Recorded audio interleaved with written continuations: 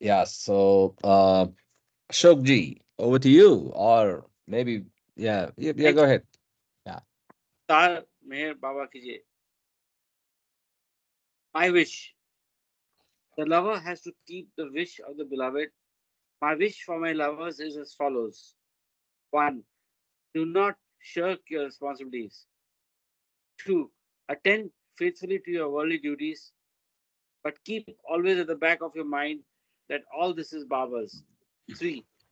When you feel happy, think Baba wants me to be happy. When you suffer, think Baba wants me to suffer. 4.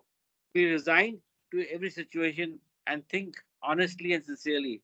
Baba has placed me in this situation. 5. With the understanding that Baba is in everyone, try to help and serve others. 6. I say with my divine authority to each and all that whomsoever takes my name at the time of breathing his last comes to me. So do not forget to remember me in your last moments. Unless you start remembering me from now on, it will be difficult to remember me when your end approaches. You should start practicing from now on. Even if you take my name only once every day, you will not forget to remember me in your dying moments. Avatar Meher Baba ki jai. He Jai. Jai Baba, Jai Baba. You should do Thank you. his Namasmaran every moment. Jai Baba. Yes, remember me as often as you can, is what Baba said. Yep. Yes. So happy to be back on Discourses. We had a break last week on account of Baba's birthday. I hope everybody had some good celebrations wherever you were for Baba's birthday. Now let's get back to see where we are.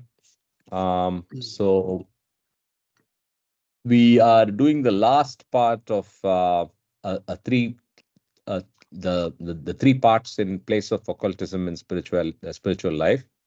We finished the second one, which is the role of the master. Now we take the last one, which is part three, and we'll just see the essence of the chapter and then jump in to go and read. Any thoughts before we get into the essence? Mm.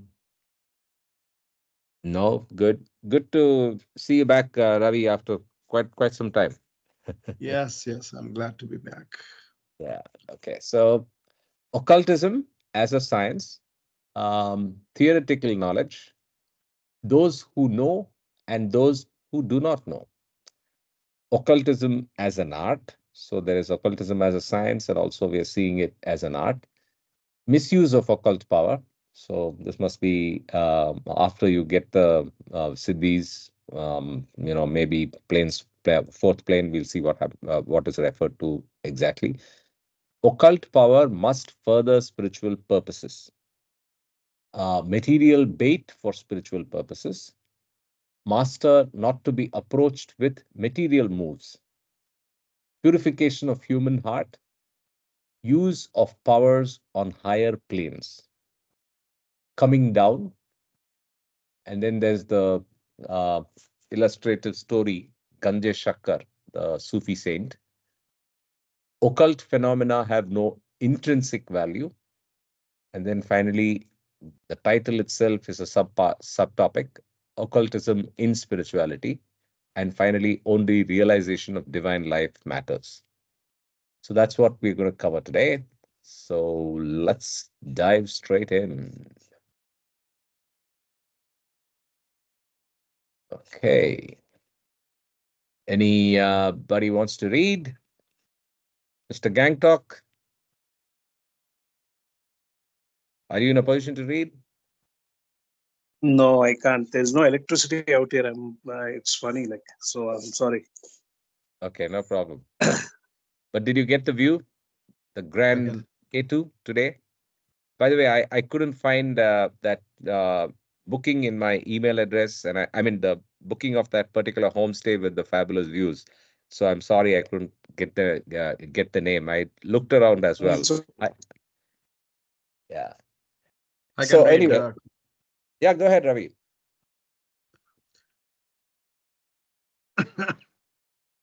Part 3, Occultism and Spirituality. Occultism as Science. Occultism is a branch of knowledge concerned with the study of certain aspects and forces of the universe and the human personality. In this respect, there is no difference in principle between occultism and other sciences concerned with the study of these subjects. The difference between occultism and other sciences arises because other sciences are concerned with aspects and forces directly or indirectly accessible to ordinary observation and manipulation, whereas occultism is concerned with those hidden aspects and forces that are essentially inaccessible to ordinary observation and manipulation. The development of occult knowledge is conditioned by the unfoldment of the latent powers of human spirit. Many of the psychic research societies of modern times Sorry. Yeah. approach occult knowledge with the same attitude that characterizes the study of other fields of knowledge. In principle, there seems to be no reason why it should be regarded as either less valuable or more valuable than other fields of theoretical knowledge. One finds these societies trying to pursue occult knowledge in an organized and cooperative manner. The perfect masters have deemed it desirable at times to reveal to the generality of mankind some theoretical knowledge about certain important features of spiritual life, such as immortality and reincarnation, the existence of different bodies and planes, and the laws concerning evolution and the operation of karma. Such knowledge gives the right sort of background for spiritual aspiration and effort and brings the perspective of the average person as near to the truth as is possible under the circumstances. However, with the exception of such general knowledge about fundamentals, the masters have consistently preferred to attach minimum importance to the spread of detailed knowledge about occult phenomena. They have even scrupulously withheld information concerning those points likely to have vital bearing upon occultism as an art. In Okay. occultism, Maybe we mm, can pause here. mm, So before we go ahead, so I think this is a very definitive distinction between occultism and science, right? So, or occultism and ordinary science, right? Or other sciences. So, other sciences are concerned with aspects and forces directly or indirectly accessible to ordinary observation and manipulation. mm, So if you step back and think about it, anything that can be so the other way of looking at it is the hierarchy of laws. Anything that's governed by natural laws, right, is scientific, right? And anything that's not or not governed by scientific laws as we know it through normal material life is probably on the side of the occult, right? And he also refers to societies. So one finds, in principle, there's many of the psychic research societies of modern times. So I think if you go back to the context of the 30s and the 40s when this was written, so psychic research societies were big, right? So even if you take within India, of course, in the West, then you had many authors writing about this. So obviously today the lines have blurred between psychic research societies and arguably spirituality, right? Because there's a lot more awareness. But back then it was almost linked to something that's arguably unscientific, right? Or questionable or out of the ordinary and so on and so forth, right? So there was a certain negativity attached, and that's what Baba seems to suggest here, right? Of course, things have changed here. So then, if you go down to what is said in the second paragraph, it's just the fact on theoretical knowledge, which the perfect master gives to you. But then even there, the focus is withheld from getting to the details of occultism because there's not too much importance to it. Yeah. Any thoughts?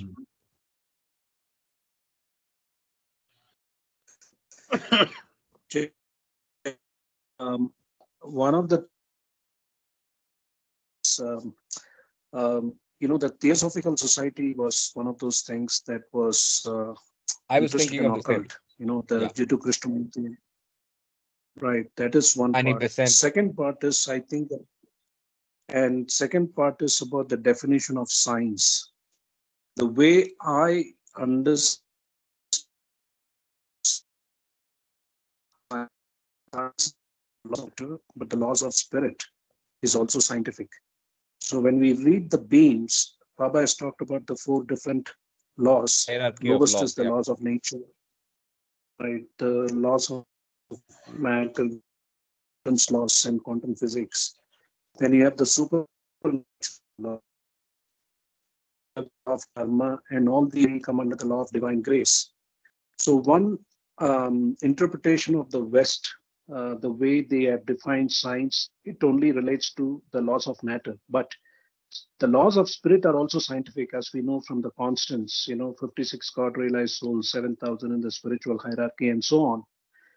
And I think that occult practices basically have to do with supernatural forces, which is beyond the laws of matter, but they are only supposed to be used because in the 7,000 of the spiritual hierarchy, from what I understand, there are people who have different siddhis.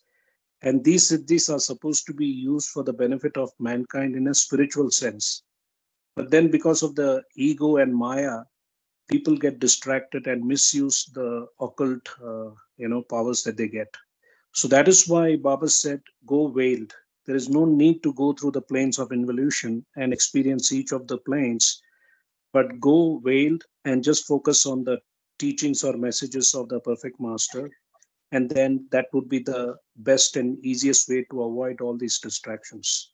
Jai Baba. Wonderful. Perfect summarization. Yeah, we can continue, Ravi. Any others? Any thoughts? Any questions?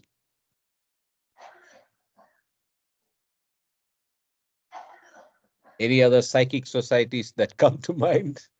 Anyway, so that's very Those who know and those who do not know.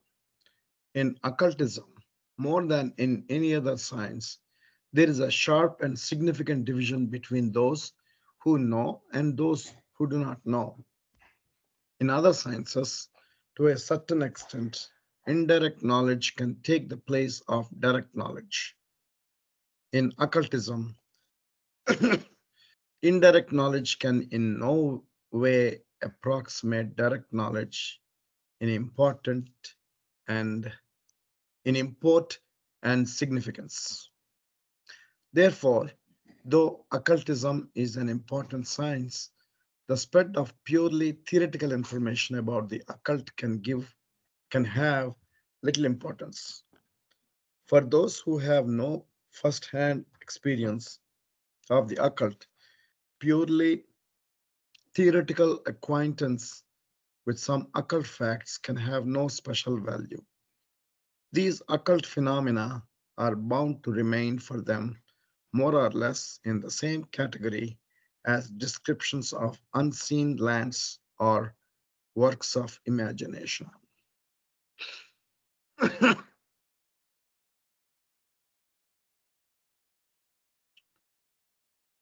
Occultism as an art. However, Even the spread of purely theoretical information about the occult facts is accompanied at times with mischief, since it is likely to arouse idle curiosity and stimulate craving for acquiring control over unknown forces with a view to using them for selfish ends. There's nothing particularly spiritual about occult power as such. Like any other mundane power or scientific invention, it is capable of being used for good ends or bad. It gives immense scope for cooperative work on the higher planes, but this necessarily implies a spiritual preparedness to shoulder the special responsibility. Occultism, as the science, may be said to be more or less on the same footing as other sciences, but occultism as an art stand by itself. So what do we think? So is occultism an art or a science? Or is it both? I think it's a science, spiritual science, I would say. See, The yeah, architecture is science. scientific, the usage is art, right? So it's like that. Correct. The Okay. art of living. The laws of nature are scientific. Scientific means everybody has to follow the rules of the game. How you play the game is an art. So the principles of operation are scientific, and then the art is in its application. Mm. How we see it, Sure. isn't that how we see it? Yeah. So the next subtopic is misuse of occult power. Yeah. The novice may seek some occult powers and within certain limits even succeed in acquiring them. But this new attainment will prove to be a curse rather than a blessing if he is not spiritually prepared for the adequate fulfillment of the new responsibility implied in the acquisition of the new powers. Even the slightest misuse of occult power causes a severe reaction and creates a binding for the soul. Sometimes it may retard the progress of the aspirant and may even lead to a considerable setback. Apart from the spiritual ruin, the novice may invite upon himself through indiscreet use of occult power. He is bound to be a source of incalculable harm to others over whom he has succeeded in wielding a formidable advantage. Yeah. So Yeah. if we are not mature, I think if we get occult powers, we can be in trouble. Yeah. I guess we And have to have right. I guess we got to have a right spiritual direction, and when we give importance to the spiritual uh, guidelines, I would say, for the simplicity, humility, and obedience, all those things, it doesn't matter even if I have occult powers. We don't care to use, right? That's what I'm thinking. correct. I think yeah. And I mean, even if we don't get the powers, even the awareness of these existence of these powers and should not create a fascination for them, right? So one is you having the power. The second is you being excited and pursuing masters or pursuing these experiences as an end in itself, which also happens, right? Mm. And we see that Mhm. all the time. We see that all the time in these so many groups where the experience and the excitement that these experiences create, which is Mm. almost seen as an end. That's right. Yes, yes. Even Vivekananda, there is a story, right? After Ramakrishna Paramans passed away, he went to Chennai Mm-hmm. to see a occult master. He met them. That's why there is a place in Chennai for Vivekananda. Okay. Some kind of. I have not been there, but it's there. And he went to that master, and master asked him to come the next day. And the next day, Vivekananda kept on loitering around the streets, and he couldn't find the place. That's in the Eretz talk. So many of these occultism, I'm just giving a reference what we were just talking.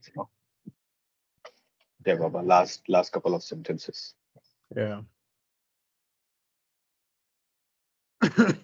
Great. That's interesting. I did not know about the Chennai and post death of Yes. Yes. Paramamsa. Yeah. Yeah. Maybe Mamaji will know something. And there's already a occult experience on the call. We have two Mamajis on the call. I don't know what's happening, but he may know He, more, but he's been silent he today. created, AI created the The second second one. Mama.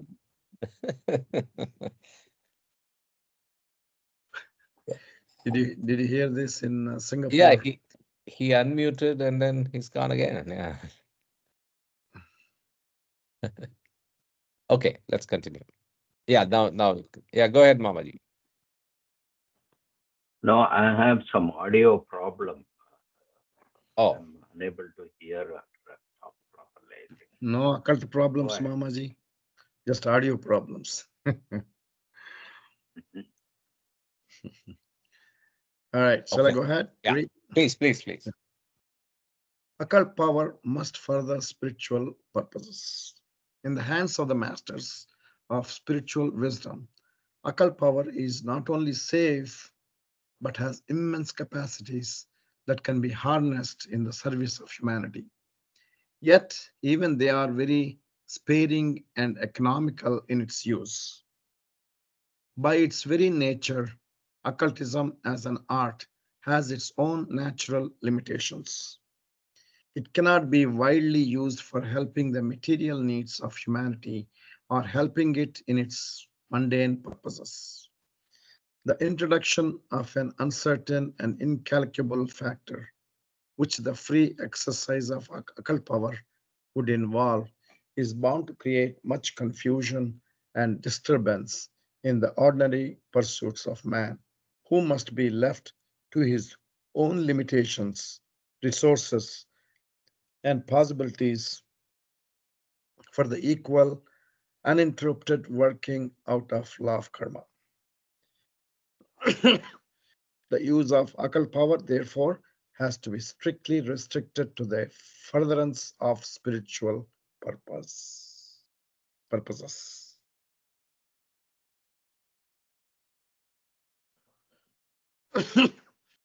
Material bait for spiritual purposes. Are you okay, Ravi? I can read, or we can have somebody read. Yeah, go ahead. I'm having some trouble with my. Yeah. No problem. Yeah, thank you. Material bait. Yeah, Jai Baba, thank you so much, and have some water. Material bait for spiritual purposes. Sometimes the masters do fulfill some of the mundane desires of their devotees. However, this is not done because they are interested in mundane affairs, but because they are interested in weaning their devotees from their material cravings. When children are very young, they often cannot be induced to learn the alphabet.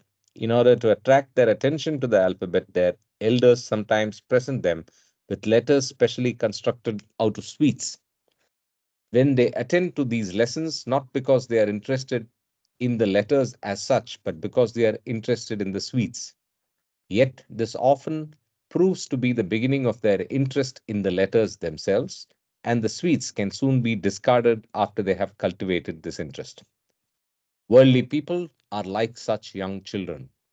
Just as a parent may occasionally give a piece of chocolate to the baby in order to encourage it to be good, the masters might give their worldly minded devotees certain harmless objects they desire so that they may become, so that they may eventually be willing to part with them and become interested in true spirituality. Masters, not to be approached with material motives. Worldly people are so immersed in material cravings that nothing interests them unless it has some direct bearing upon the fulfillment of these cravings. Thus, they may come to a perfect master and serve or respect him in the expectation of being helped with their material problems. When a person approaches a master with respect, it becomes the duty of the master to help him spiritually, even when he has come with some other motive. The master, with his perfect understanding of the human mind, may therefore decide to help the person materially in order to win him over to true spirituality. Such offering of material bait for spiritual purposes is an exception rather than the rule. Mostly, the masters discourage people from approaching them for any material advantage. From the spiritual point of view, it is infinitely better for a person to love a master simply because he is lovable than to love him for some selfish ends. People should go to a master because they are genuinely interested in true spirituality and not for any other reason and for no other reason.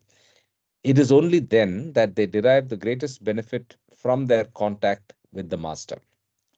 And I think I'm just tempted to say Baba took a lot of effort to make sure that nobody thought of him as someone who's deliverer of material experiences or material desires. So he took care to underline that he never did it, right? So no miracles, don't ask me for material stuff, and so on, right? So um, just a thought, just a point to, yeah. Yeah, universal message covers it. Yeah.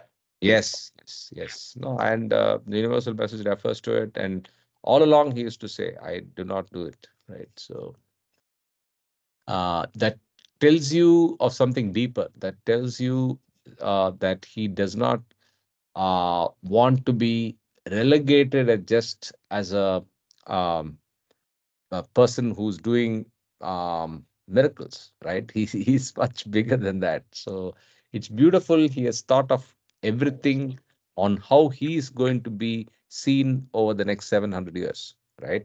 So every aspect of his life has a certain significance. The silence, the things he has said, the depth and import of what he has said will be unraveled and understood by people over the years. Yeah, Sanjay ji. Yeah. And the must work. Yeah. Oh, absolutely. So many Yeah. different things. Yes. Yeah, Baba. Purification of human heart. So, occultism as an art derives its justification solely from its capacity to subserve spiritual purposes. Any diversion of occult power from this end may be looked upon as a misuse. It must not be summoned merely for worldly purposes. Its true function is not to secure the fulfillment of human cravings, but to secure the purification of the human heart. Occultism as an art is among the most effective and potent factors that can contribute to the purging of humanity by helping it to give up baser desires. So after saying that it's not to be uh, used carefully, he goes to the other extreme and says it can be effective and it can be one of the most effective and potent factors that can contribute to the purging of humanity by helping it to give up baser desires. So if it helps you to give up on material desires, then it's actually serving a very good purpose. Use of powers on higher planes.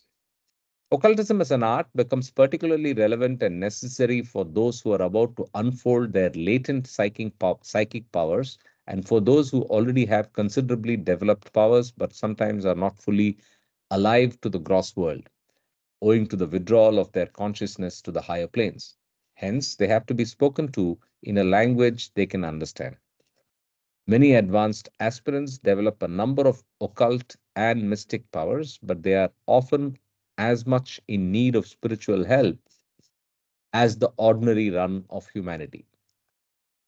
As they are in possession of many powers, they can be readily and effectively helped by a perfect master, irrespective of distance.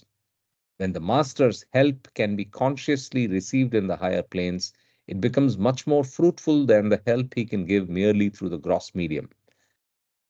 So, again, underlining the fact that going veiled is probably the best option for us on the path.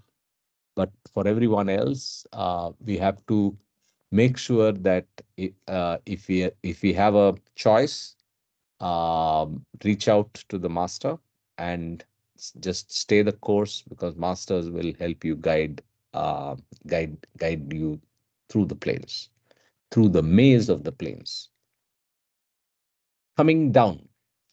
Apart from the difficulties existing in forward movement on the path, one of the characteristics of advanced aspirants is to get so deeply established in the happiness of their station that they are reluctant to come down for work in the gross sphere. This coming down of advanced aspirants must not be confused with the return to normal consciousness after the seventh plane experience, which is the state of God realization of the perfect ones. So, apart from post God realization coming down, what happens when you come down after God realization? So the only people who come back after the God realization, who have duty, is the perfect masters, right? When they come down after seventh plane experience and they have duty, and that's perfect masters. So the 56 God realized souls, not just the perfect masters, except the Madzubs. He's talking about Mansubs coming don't from come God back. Correct. consciousness to body consciousness. Yeah. Correct. So you have to say Paramahamsas, Jivan Muktas, and perfect masters. So in the 56, 5 have duty, the duty and circle, right? Both duty and circle. So the other 51 don't have duty. So they come down, but they don't have duty. They're the nice guys who just hang out but don't do stuff. They don't have any obligations to creative universe, but they are coming down. I mean, to use the phraseology here, they are coming down, but they're not doing anything. Whereas those that have duty and have circle are the 5 of the 56. Is that a correct understanding, Kama? What did you say? I'm sorry. Duty and Circle. Circle is following. The group of circle. following. Circle. Yeah. It's like Circle. it's like a board, only few can be there at the board. If everybody is there at the board, then it's a chaos. What do you mean? So What do you only mean by five have circle? that responsibility. Yeah. If I may ask you, Karthik. Yeah. What is a circle? What do you mean by circle? So circle, we are actually going to get to that just now, right? So the next chapter is the next. I know, bro. But right now you mentioned the word. I will tell Perfect. you. I will tell you in the context of what I mentioned. Circle is nothing but so Baba says that the God realized souls have followers who are helping him in his universal work and Okay. are also advanced souls and work in tandem with the perfect masters. Now, so each perfect master has his own circle, and of course, we know the avatar has the famous wedding cake, right? The wedding cake Yeah. diagram of Yeah. Rano. Okay. Got it. Yeah, yeah. Okay. So those are the circles. Yeah, those are Okay. the That's what you mean. circles. Okay. Yeah, that's what I mean. Yeah. So you That's have what you mean. so Okay. All right. when Thank you. when you have the 56 God realized souls, 5 of them have duty and circle, and I believe the other don't have neither have duty nor have circle, but they have Okay. God realized Now I and they come back. understood. Thank you. Yeah. Thank you. Okay. Jai Baba. Okay. Okay, bye.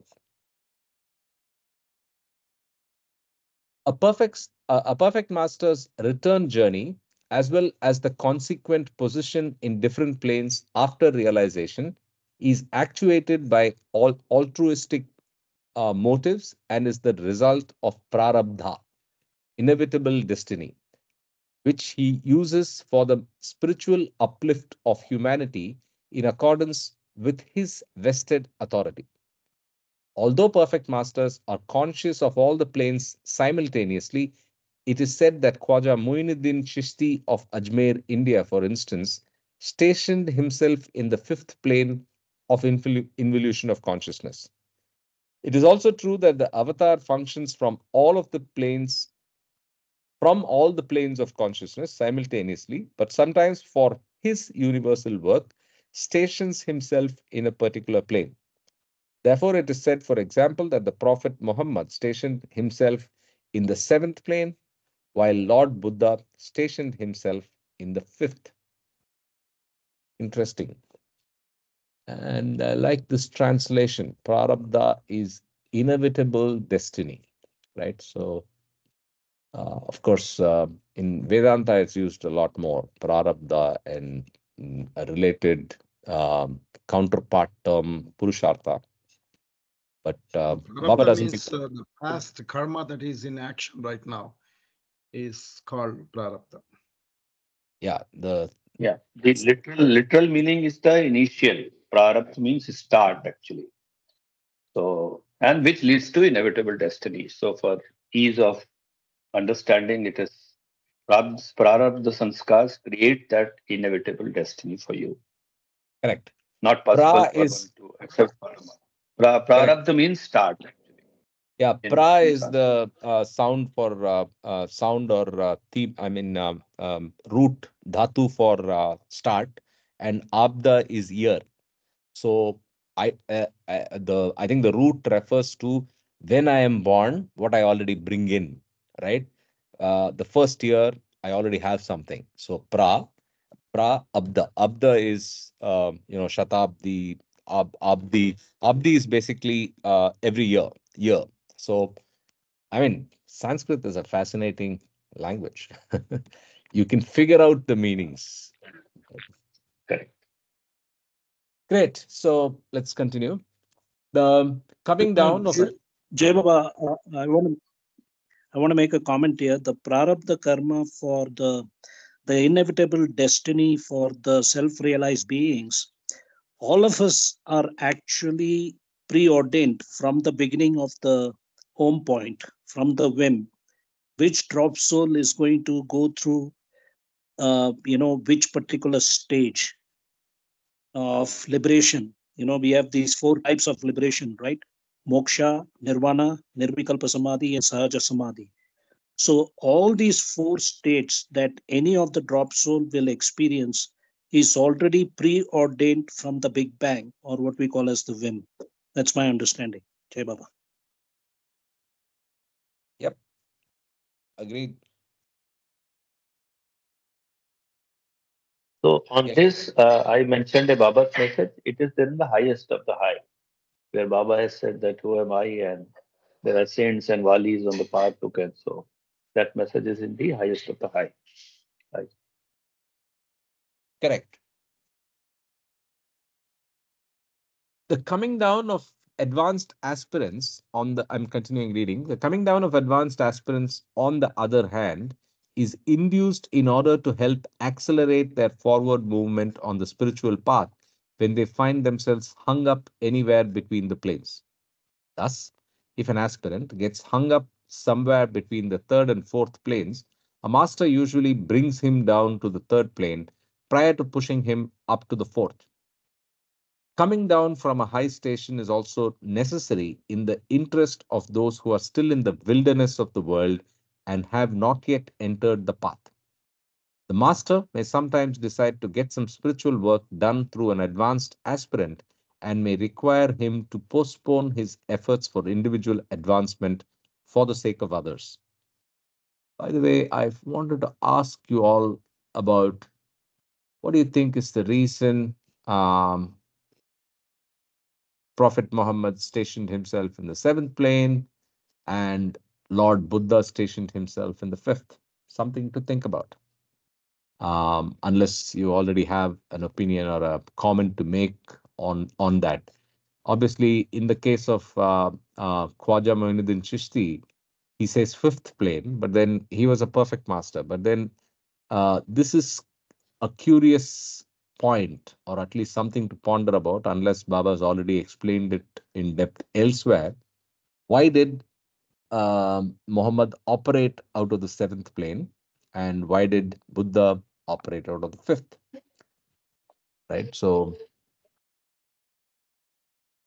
Jai Baba, what I have understood is that if you read the chapter on Avatar and circles of Avatar and so on, before the Avatar descends onto the planet, when he manifests as the God Man, there is a plan, a pre-scripted plan as to exactly what will be his script when he descends down.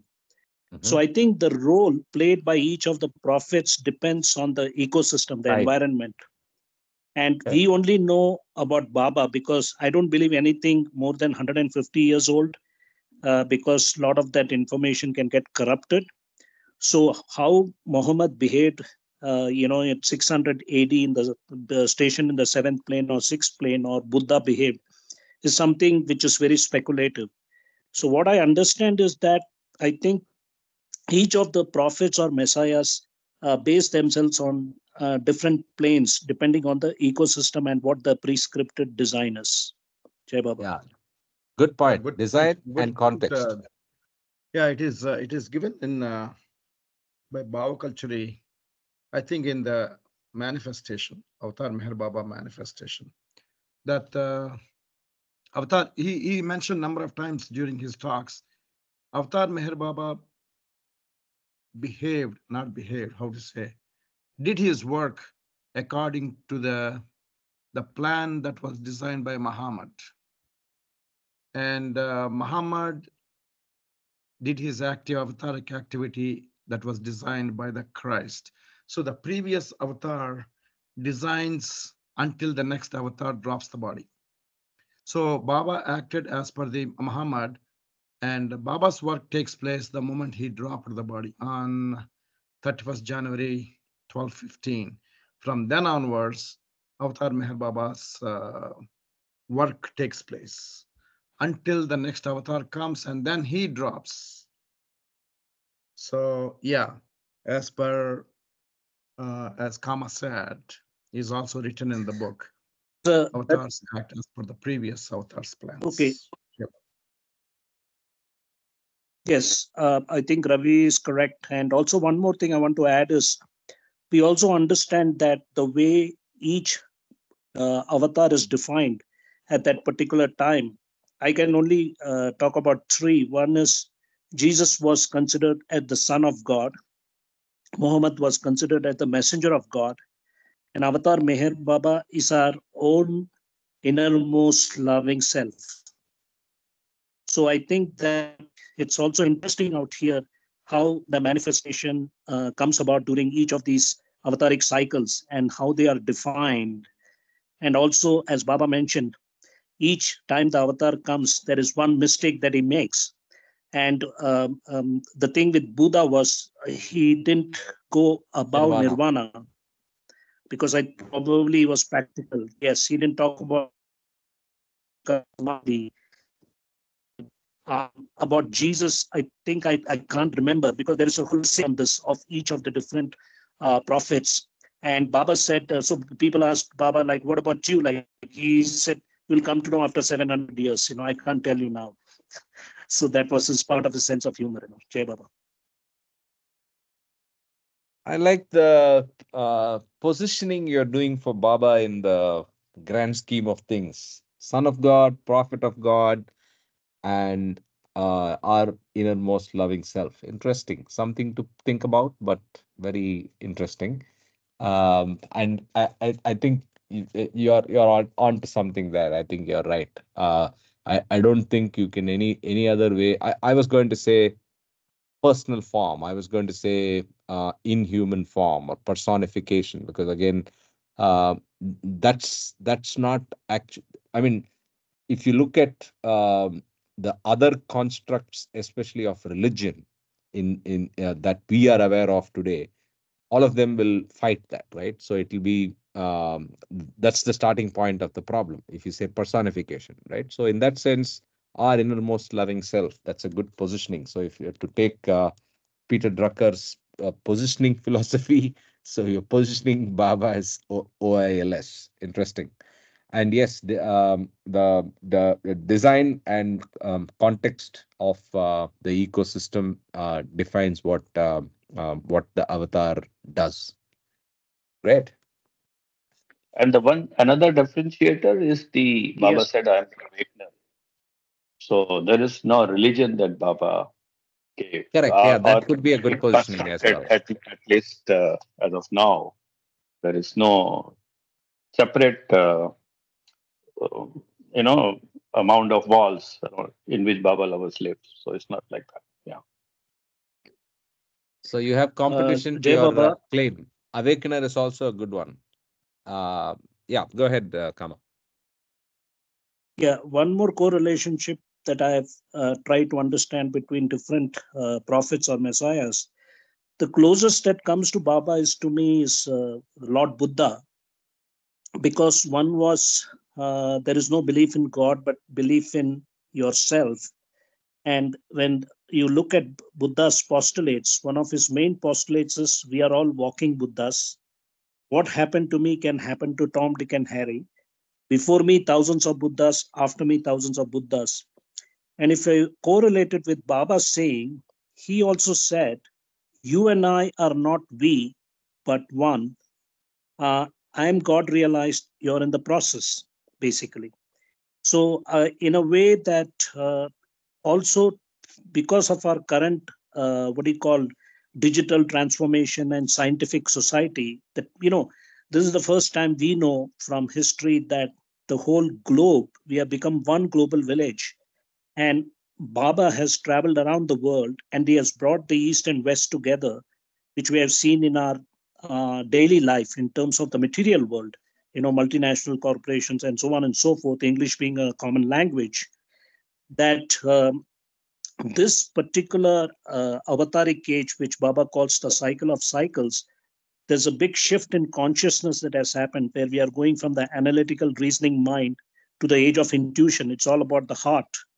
So I think that when we talk about the self, which is the ultimate purpose, and it is formless, the nirguna nirakar aspect, which is also mentioned in Vedanta and Advaita. So in a way, we are all coming back to the circle one, to the 0 point, in fact, the singularity. So anyway, that's my observation. Jai Baba. Okay. A naughty distraction question. So why 150 years? Why do you believe a history which is less than 150 years? I don't believe any history. Let's provoke you. Well, I think if I would start with Ramakrishna Paramahamsa and end up with, 1969 Meher Baba, or even somebody like Nisargadatta Maharaj who dropped his body in 1981, So I think the literature, that particular period was very, very intense, especially for spirituality, because remember, we went through from Industrial Revolution 1.0, 2.0, 3.0 to 4.0. Now they are talking about 7.0, So there has been a rapid, shift in the way humanity has progressed in a material sense. But also during this period, if I remember, in America, Vivekananda was the first one who was able to expose the Eastern Oriental spirituality to the West. And then came, our Sufi guy, what's his name? Inayat Khan. And then you had Yogananda. And yes, and then you had like Vivek and then Mayor Baba and so on. So there has been a like a transformation that has happened all over the world. And you do see, and especially you saw what happened with Tibet. So Tibetan Buddhism, in fact, in a way, it's a divine script that China had to attack Tibet, so that Tibetan Buddhism, instead of being in a closed, kingdom, had to spread to the West, and so more people got exposed to Buddhism, which is much more applicable to their what do you call mindset, I would say. Jai Baba. Oh, interesting. You see it that way. That's interesting. But I think, yeah, off late, I've also been someone who takes history for granted. I'm a lover of history. But, history also is a lot depends on the historian. So I don't know if 150 years is a good point where you can buy it with conviction. I would say that history is actually in the mind of the perceiver. History is in the mind of the beholder, and to the rational thinking mind, if history is based on what he can make by his own accord. Today it's possible. It was not possible 150 years back or 100 years back. Today we have digital evidencing. We have better quality access to evidence, whereas even 50 years back, the only evidence available that you could directly consume and process in a lifetime was humanly impossible, right? So you had to do a lot more research to be a historian personally. So you relied on second party, secondary research, as scientists would put it. Today, you can do your own research and you can make a better judgment of what history could have been. And I think that to me is a big difference in the world we live in. But to support your argument, I think today you're not supposed to believe the media. You can't believe anything No, that no, is no. I am floating not out saying there. media at all. So I'm No, no, saying no, no. You're when right. I say No, no. sources, I'm saying sources Yes. which now let's take Baba. Don't rely on anything that you hear from anybody. Just read what he has written and what he has approved and make your own judgment. DYOR. Do your own research. Don't listen to BBC. Don't listen to, I mean, when I say BBC, the Baba Club. Don't listen to anybody. Don't listen to anything other than what he has approved by himself, and make your own assessment. And you may be wrong, but your conviction is sound. And hey, the connect is direct. Baba has given you the gift of intuition. Sanjay, you were saying something. That's correct. Actually, what you're saying, Baba's literature you can read, but it gives you only the spiritual part. I mean, if you want to know what the things have moved around the world, so I think if one aspect of what we see or get to read from other than Baba literature, the human mind currently is much more biased than maybe when the handstand came to India. He just came as a curious person. He wrote something, so it's not always what is written old is not correct actually. So you have to corroborate and do your own research actually. So 150 years back, anything is written in 1750, like Emerson's literature or those many such writers. So it's up to you how you read them and analyze. You should not just pick one view and get biased. Be open what many people and researchers have said, and then make your own judgment. Actually, Perfect. that's You're what. saying the same Yeah, thing. Perfect. I yeah. totally agree. Okay. Let's continue. Such coming down eventually turns out to be a spiritual preparation for traversing the next stage of the path smoothly and quickly. But even so, the aspirant finds it difficult to renounce the advantages of his attainment for the purpose of helping others. Coming down is particularly difficult for a person intensely experiencing a state of enchantment. In Sufism, this enchantment is known as hayrat. The aspirant finds it extremely difficult to get out of this state. However, it is necessary that he should resist getting lost in enchantment, because sometimes he must come down for the sake of others in the world. A master has ways of dealing with an advanced aspirant and can bring him around to any unpalatable move. And it's time for the illustration story of Ganje Shakkar. This is very well illustrated by the story of a famous wali named Baba Fariduddin, also known as Ganje Shakkar. Much before he attained illumination, this wali, or friend of God, was in Hayrat and completely absorbed in that state. He could not close his eyes, which were always open, dazed, and glassy, and he could not eat. His master, Khwaja Muinuddin Chishti, who was, by the way, referred above, the fifth planar, but perfect master, wanted him to get out of this state of enchantment and to come down, but the wali found it difficult to obey his master. Then the master turned the key and brought him around in the following manner. The master inwardly inspired 5 thieves to come near the place of Ganje Shakkar. They sat within 5 paces of the wali and began to divide the plunder they had stolen. Soon they began quarreling with each other, and 2 of them killed the other 3. These 2, who were successful in the quarrel, divided the loot between them and ran away. But while running away, they passed by the place where the wali was sitting. As soon as they came near him, he regained normal consciousness. The proximity of the criminals was sufficient crude stimulus to bring him down to normal consciousness. The first thing that the wali saw were some sparrows, and his first impulse was to try his nascent powers on them. He said, "O sparrows, die." And the sparrows fell down dead. Then he said, "Sparrows, rise up." And they rose. The 2 thieves who saw this were amazed, and they requested the wali to raise the 3 thieves whom they had killed in a moment of anger. On this, the wali addressed himself to the 3 dead thieves and said, "Rise up." But they did not rise. He was aghast at the thought that he had lost his powers, and repenting for the frivolous use of his powers, he went crying to his master. When he came near, he saw that those 3 thieves were massaging the feet of his master. The wali then went back to his original place, indifferent to food or drink. He became lean and remained in the same spot for 10 years until white ants began to eat his body.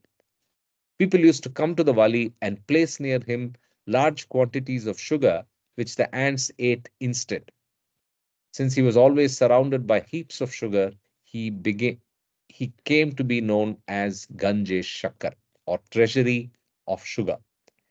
His story shows how even the most advanced aspirants need the help of a master if they are to proceed further on the way to realization. Any comments on the story?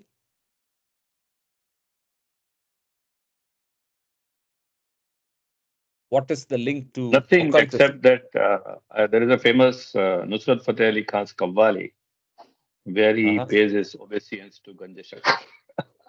Oh, really? I didn't know that. Yeah, yeah. Okay, I'll pick it up and tell you. It's interesting. And is it referred to as is he referred to as Fariduddin or as Ganje Shakkar itself? Ganje Shakkar. That's why Oh, I can okay, connect, right? interesting. Very nice. Please, yeah.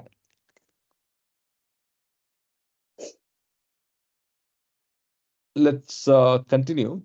Occult phenomena have no intrinsic value. Ganje Shakkar's story illustrates the sort of occasion that calls forth the use of occult methods and occult powers. But it must be carefully noted that no occult phenomenon, regardless of magnitude, can have any intrinsic value in itself. The value that seems to belong to any phenomena, occult or non occult, is either purely illusory or entirely relative. Illusory values arise when anything acquires false importance because it stimulates or promises to fulfill the passing cravings and the limited purposes born of ignorance. If the thing is taken out of the context of these passing cravings and limited purposes, it is immediately deprived of the entire meaning with which it seemed to be surcharged. Relative values arise when a thing acquires importance through serving the realization or expression of the truth. The importance of such things is derived from their being the essential condition for the game of divine life. And, and therefore, though it is relative, such value is real and not illusory.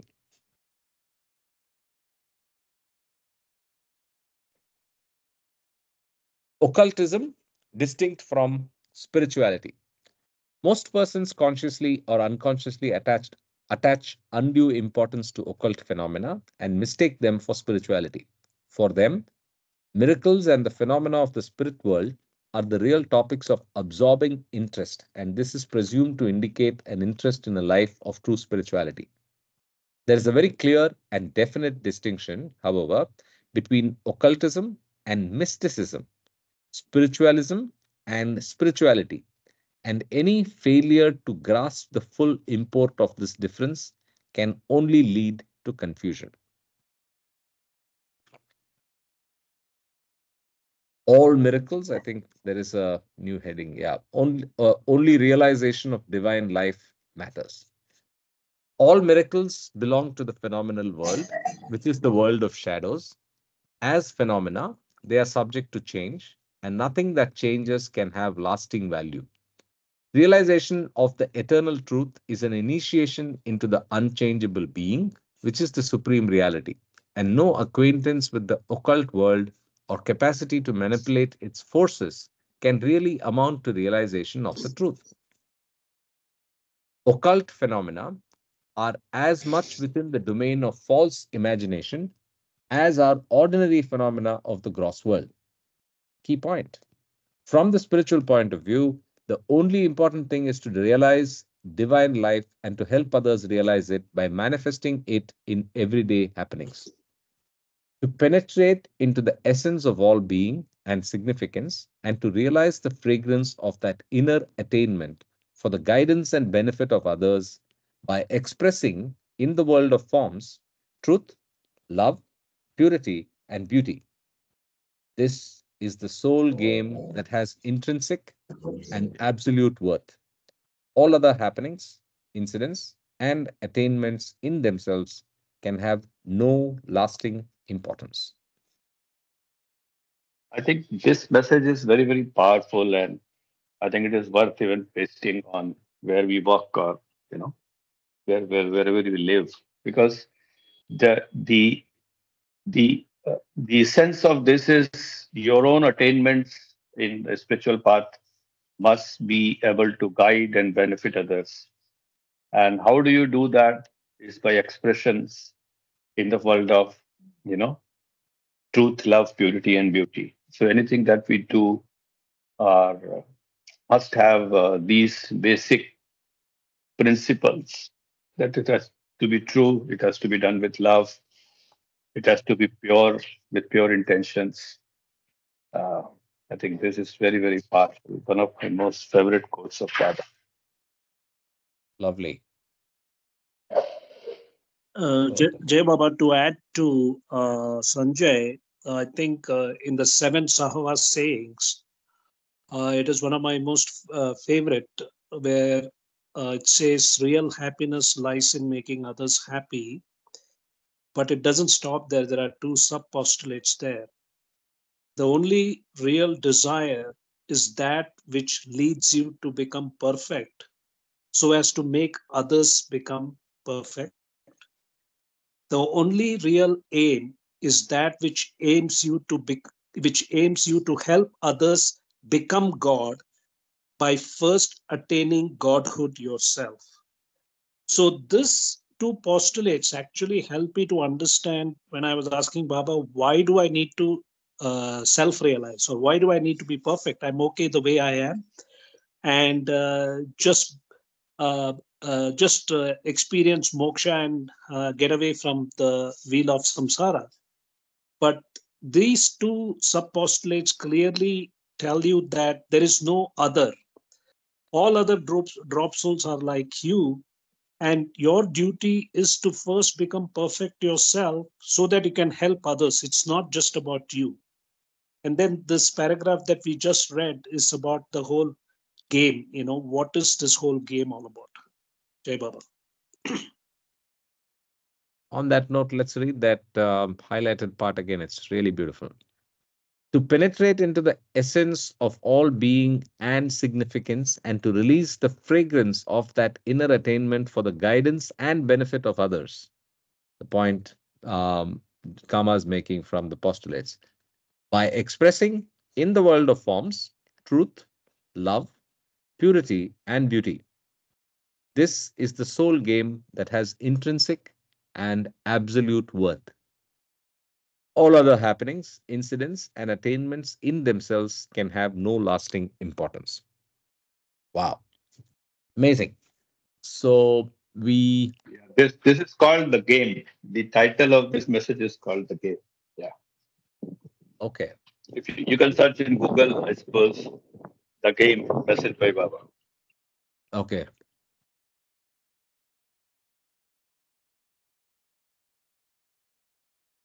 It can be called the game of hide and seek, the real game of hide and seek, which is playing with duality, the game of duality to get over duality.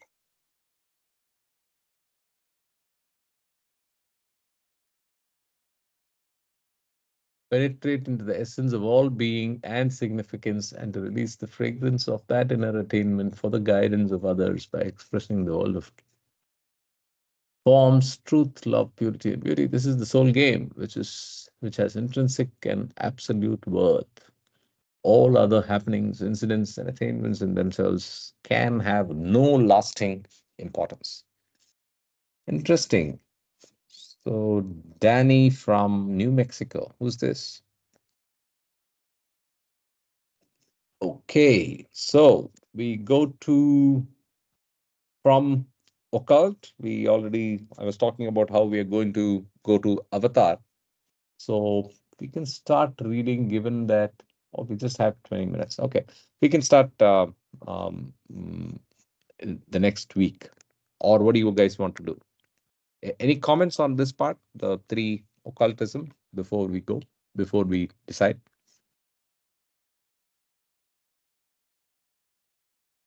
Yeah, I think even the last time we discussed, this is just for us to good to know, nothing Yeah. to be worked upon as individuals, as Yes. seekers. Knowledge. Yes. It's just information which is just good to know and satisfy our minds in case we have that curiosity of Tantra Vigya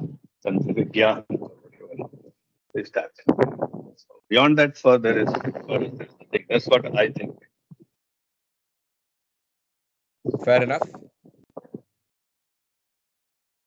Okay. So I think let's do an early wrap up, and any other questions, and then maybe continue with avatars from the next weekend. I can stop recording, and we can continue from the next week. So that it's a series of 1, 2, 3, 4, 5, 6.